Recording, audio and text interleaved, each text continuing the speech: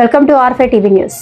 కడప జిల్లా జమ్మలమడుగులోని ప్రముఖ పర్యాటక కేంద్రమైన గండికోటలో ఇంజనీరింగ్ విద్యార్థిని మృతదేహం లభ్యం కావడం తీవ్ర కలకలం రేపింది. ప్రొద్దుటూరులోని గీతం జూనియర్ కళాశాలలో ఇంజనీరింగ్ 2వ సంవత్సరం చదువుతున్న వైష్ణవిగా మృతురాలని గుర్తించారు.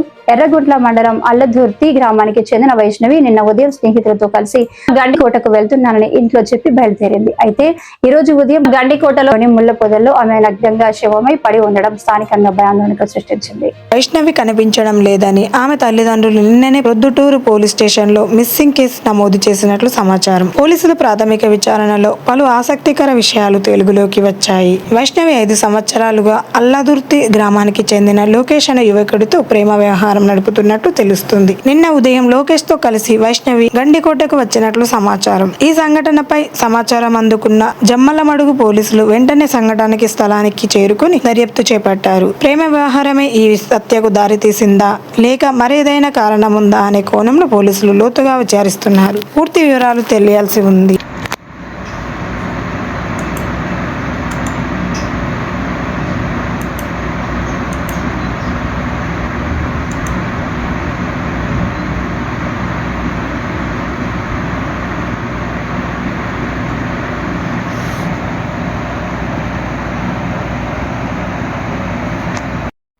ఎనిమిదిన్నరకు ఎంట్రీ అయినారు, 10:30 కొడితే ఇంకోమన్నాడు.